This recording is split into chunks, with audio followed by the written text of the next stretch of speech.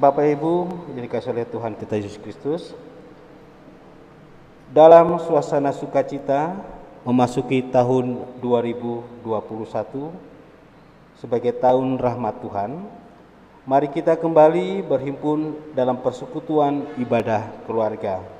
Walau kita belum dapat berjumpa dalam perkumpulan tatap muka, namun di dalam Roh Kristus kita akan disatukan untuk bersama-sama memuliakan nama Tuhan. Mari kita berdiri dan memuji nama Tuhan. Kidung Jemaat 60 bait pertama dan baitnya yang kedua.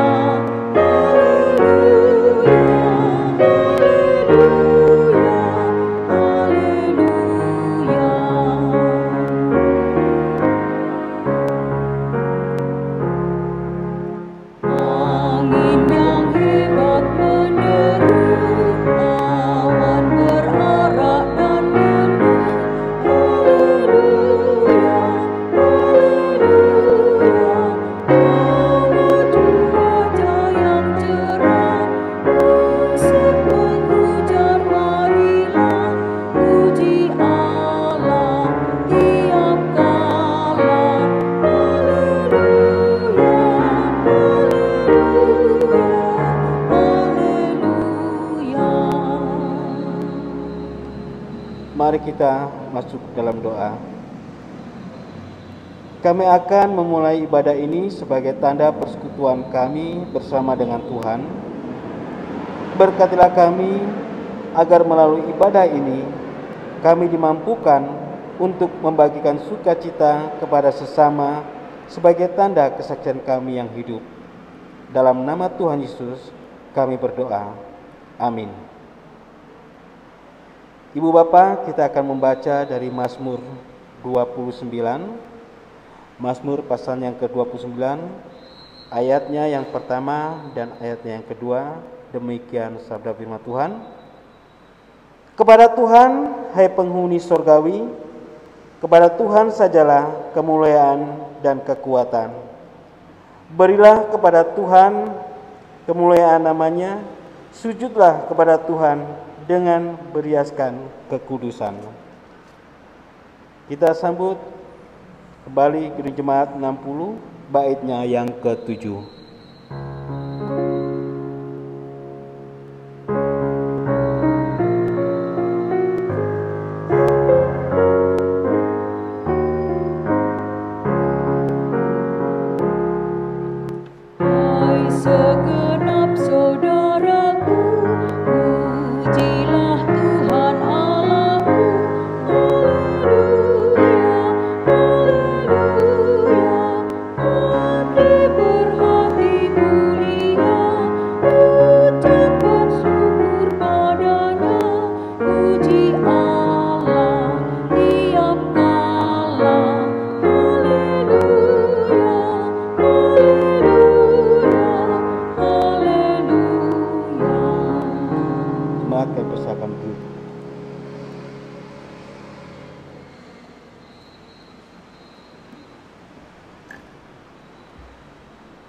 Saudara-saudara yang dikasihi Tuhan, mari kita akan masuk di dalam saat firman Tuhan disampaikan dan diberitakan. Sebelumnya mari kita berdoa. Ya Tuhan, firman-Mu adalah air kehidupan yang memberi ketenangan bagi diri kami. Maka dalam kuasa Roh Kudus-Mu, bimbinglah kami agar dapat mendalami dan melaksanakannya dalam hidup sehari-hari. Amin. Saudara-saudara yang dikasihi Tuhan, mari kita berdiri. Pembacaan Alkitab hari ini diambil dari kitab Mazmur pasal 104 ayat 22 sampai 23. Mazmur pasal 104 ayat 22 sampai 23 yang menyatakan, apabila matahari terbit, berkumpullah semuanya dan berbaring di tempat perteduhannya. Manusia pun keluarlah ke pekerjaannya dan ke usahanya sampai petang. Demikianlah pembacaan Alkitab. Terpujilah nama Tuhan. Haleluya.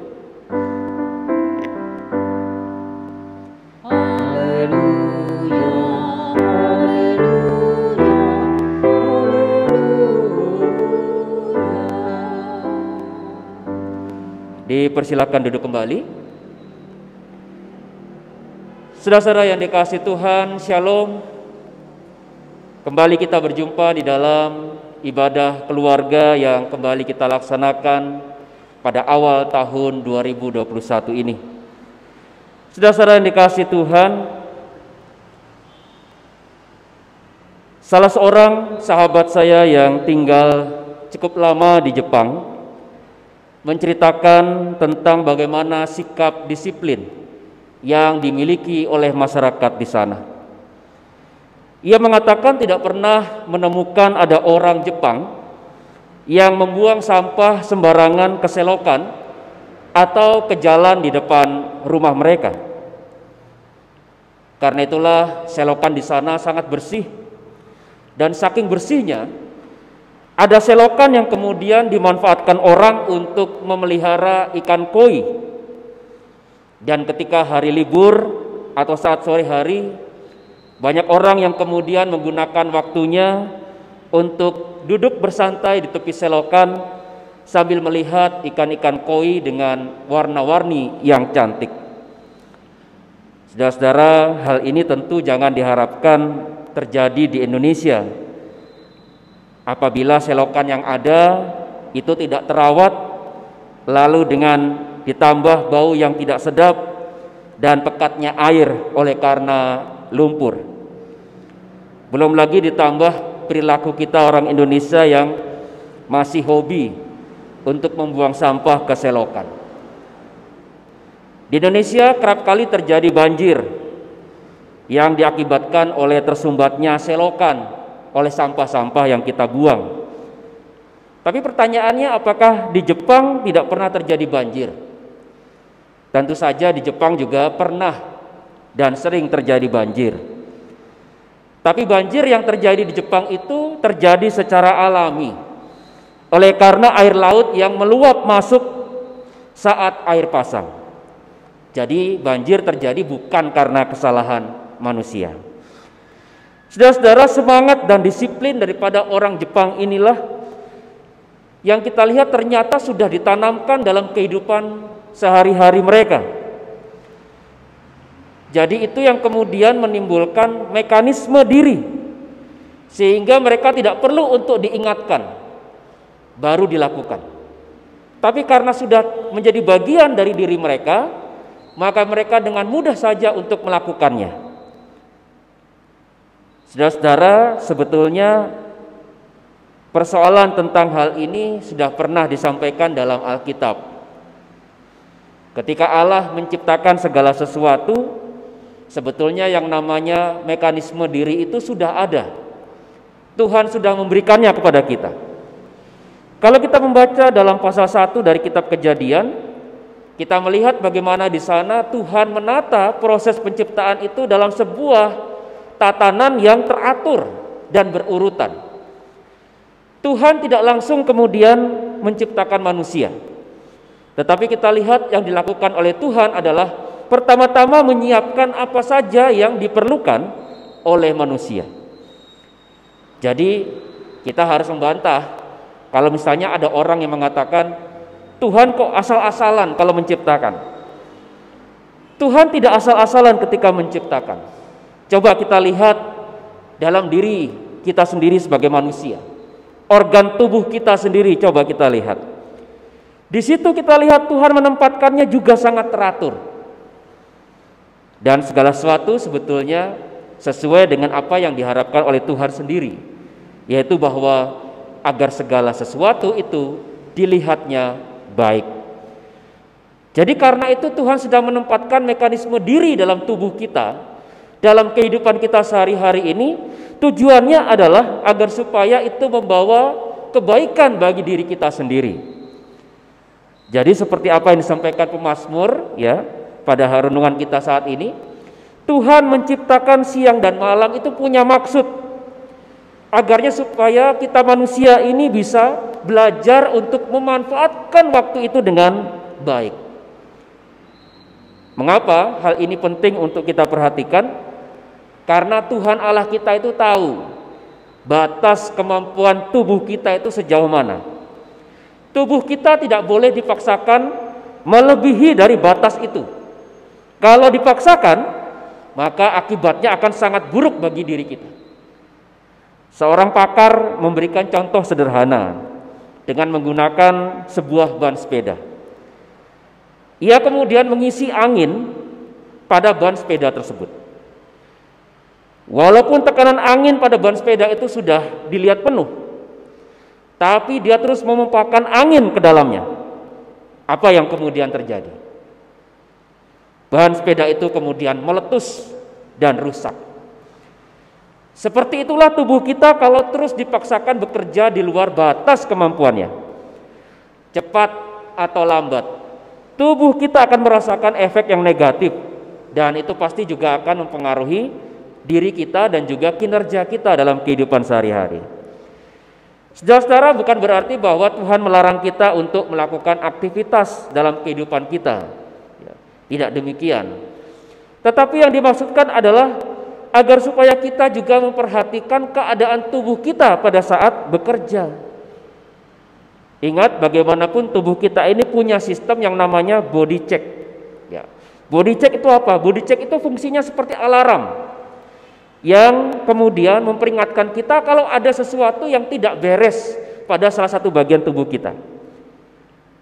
Jadi misalnya kalau kita pusing-pusing, kita demam, ya, batuk-batuk, meriang dan segala macam, nah itu adalah bagian daripada body clock itu. Itu tanda-tanda bahwa ada sesuatu yang salah pada tubuh kita yang perlu untuk segera dibereskan, perlu untuk diperbaiki. Jadi kita perlu mengingat sesuai dengan firman Tuhan saat ini. Segala sesuatu itu sudah Tuhan sediakan dengan baik.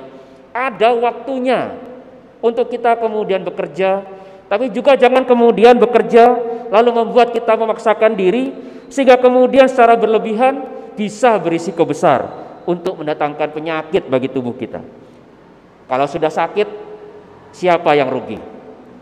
Tentu yang rugi adalah diri kita sendiri. Jadi karena itu mari kita memperhatikan nasihat yang diberikan firman Tuhan, agar supaya kita memberikan waktu yang cukup bagi tubuh kita untuk juga beristirahat. Jangan demi mencari untung lalu malah merugikan hidup kita.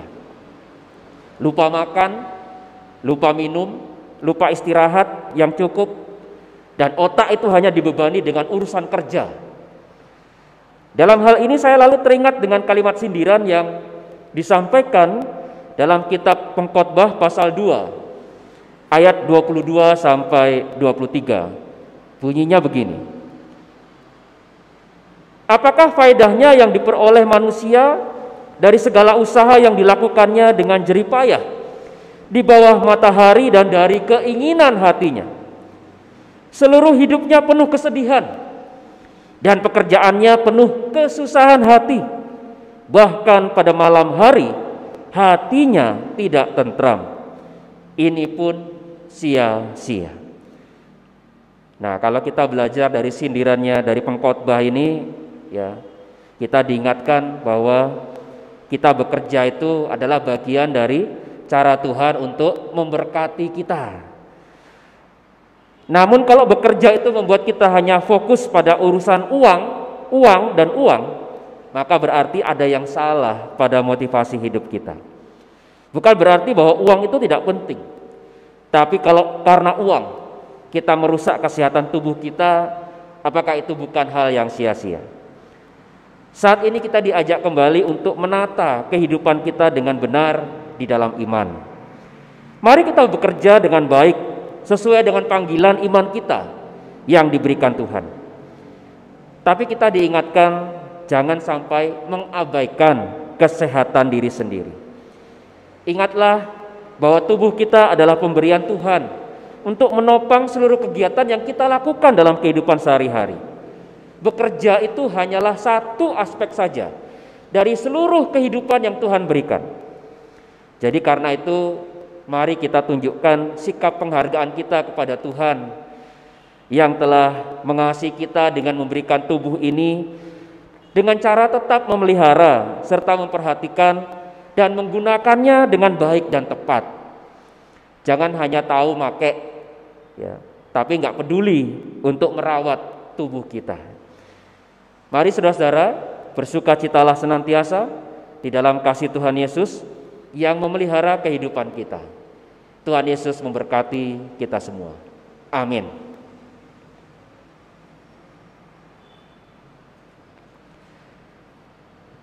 Saudara-saudara yang terkasih, kita akan respons akan firman Tuhan, Kidung Jemaat 327, bait pertama dan kedua.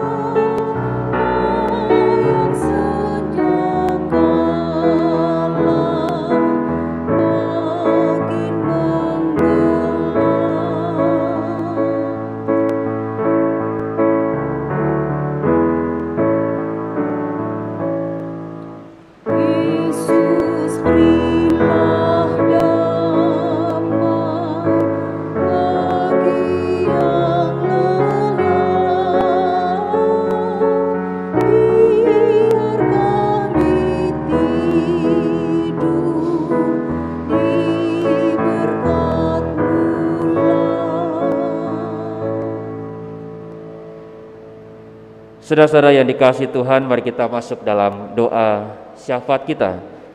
Mari kita berdoa.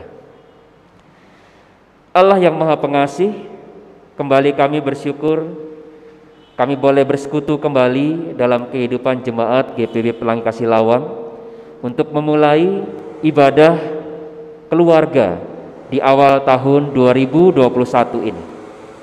Ya Tuhan, biarlah kiranya kami semakin bersemangat untuk tetap beribadah bersama dengan Tuhan, dan kiranya kami senantiasa terus memelihara kehidupan iman kami bersama dengan Kristus yang menjadi pemelihara dalam seluruh langkah kehidupan kami. Saat ini ya Tuhan, kami juga ingin menyerahkan dalam kehidupan keluarga dari anak-anak Tuhan yang boleh bersama-sama beribadah pada saat ini. Tuhan Yesus, biar kiranya Engkau memberkati dalam kehidupan kami. Kami sadar ya Tuhan bahwa kehidupan kami tidaklah sempurna. Ada banyak kali kami mengalami duka cita dan pergumulan, dan tidak kadang kami seringkali mengalami situasi yang sulit, sehingga kami seringkali meragukan kehidupan iman kami. Ya Tuhan, saat ini kami mau berdoa menyerahkan setiap kehidupan keluarga anak-anak Tuhan. Biarlah kiranya kasih Tuhan senantiasa memberkati kehidupan kami semua. Biarlah kiranya Tuhan senantiasa memberikan kerukunan dalam hidup keluarga kami. Jikalau saat ini Tuhan ada masalah yang sedang kami alami, maka kami mohon biarlah kiranya Tuhan sumber damai sejahtera yang akan senantiasa memberikan yang terbaik bagi hidup kami. Kami berdoa saat ini untuk saudara-saudara kami yang tengah mengalami sakit. Biarlah kiranya kasih Allah memberikan sukacita dan pengharapan bagi mereka. Biarlah kiranya dalam iman mereka menerima karya kesembuhan yang datang daripada Tuhan. Dan kami percaya pada saat ini kuasa Allah sedang bekerja menjangkau mereka yang sedang mengalami sakit ini. Kami berdoa juga ya Tuhan dalam kehidupan daripada anak-anak terkasih kami, baik yang saat ini masih dalam masa pertumbuhan ataupun mereka yang saat ini mulai beranjak dalam kedewasaan, menempuh pendidikan, ataupun saat ini sudah mulai bekerja, atau bahkan mereka yang sudah mulai hidup dalam rumah tangga. Bapa di sorga, berkatilah kehidupan anak-anak kami, agar supaya mereka juga tetap menerima limpah berkat dan kasih Tuhan dalam kehidupan mereka. Jangan lupa juga kami ingin mendoakan ya Tuhan, di dalam pelayanan akan gereja Tuhan pada saat ini.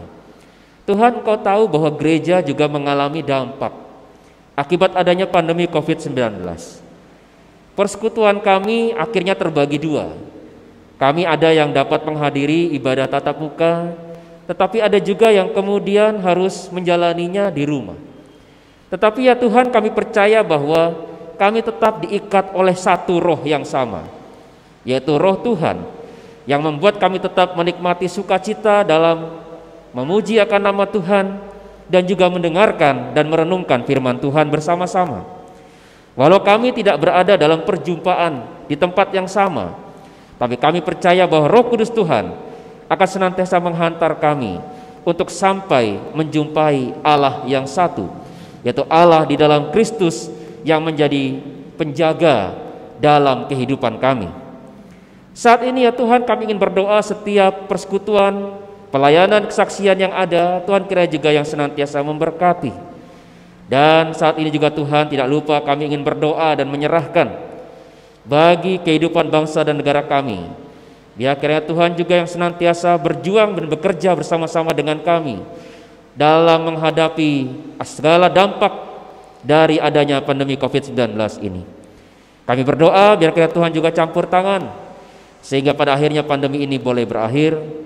Dan kami juga bersyukur dengan adanya vaksin, biar kiranya semua itu juga Tuhan boleh pakai sebagai alat untuk mengatasi daripada pandemi ini. Terima kasih Bapa di sorga. Kami juga berdoa untuk setiap mereka yang bekerja sebagai tenaga medis dan relawan dalam penanganan virus COVID-19. Tuhan kiranya juga selalu membentengi dan menyertai mereka. Kami juga berdoa untuk saudara kami yang pada hari kemarin mengalami musibah di dalam pesawat Sriwijaya Air SJ182 jurusan Jakarta Pontianak yang mengalami kecelakaan. Kami berdoa ya Tuhan untuk keluarga-keluarga yang masih menaruh pengharapan pada saat ini. Biarlah kiranya Tuhan Engkau tuntun dan beri kekuatan bagi mereka untuk dapat menerima apapun yang terjadi.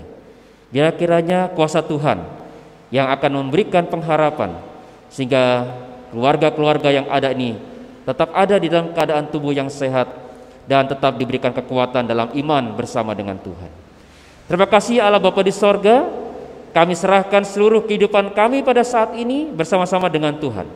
Terlebih dalam masa istirahat kami, biarlah Tuhan juga menjaga melindungi kami, dan pada keesokan hari kami dapat bekerja kembali untuk memuliakan nama Tuhan. Inilah doa yang ingin kami sampaikan ya Tuhan, yang kami bawa hanya dalam satu nama, yaitu Tuhan kami Yesus Kristus yang telah mengajar kami berdoa bersama-sama. Bapa kami yang ada di sorga, dikuduskanlah namamu, datanglah kerajaan-Mu, jadilah kehendak-Mu di bumi seperti di sorga. Berikanlah kami pada hari ini makanan kami yang secukupnya, dan ampunilah kami akan kesalahan kami, jika juga mengampuni orang yang bersalah kepada kami. Dan janganlah membawa kami ke dalam pencobaan, tetapi lepaskanlah kami daripada yang jahat.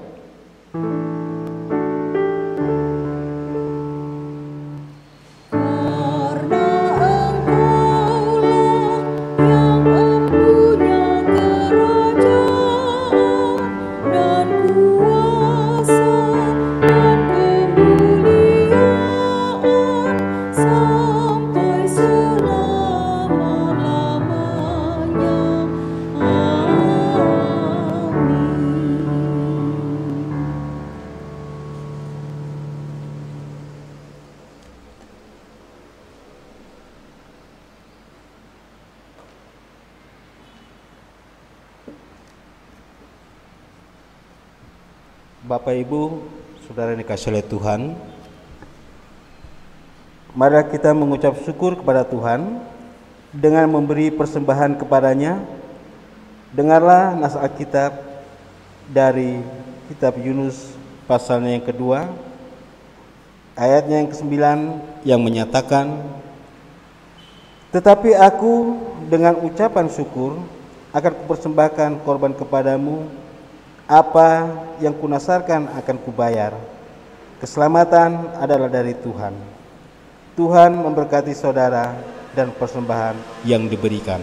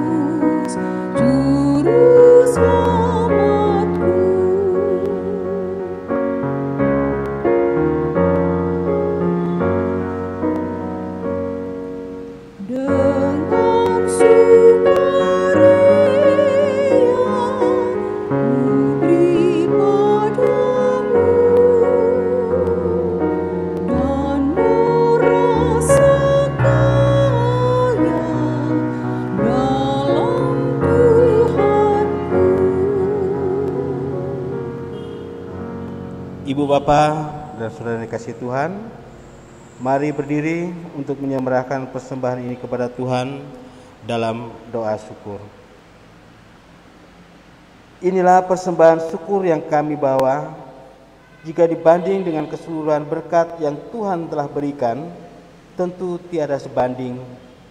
Namun kiranya Tuhan berkenan menerima dan menguduskan ungkapan syukur kami ini, agar menjadi berkat bagi pelayanan di tengah jemaat dan bagi sesama.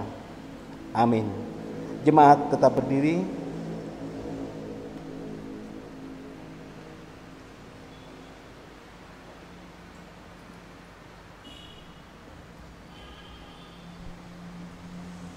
Saudara-saudara, marilah kita membangun hikmat di dalam Tuhan yang akan menuntun kita pada masa depan yang penuh dengan berkat.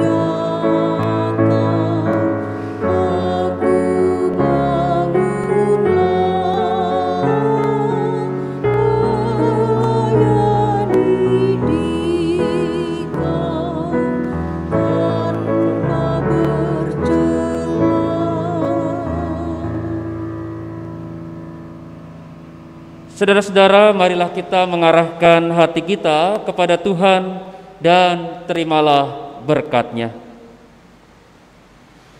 Kuasa Allah yang besar akan beserta dengan kehidupan kita semua di dalam iman hingga selama-lamanya.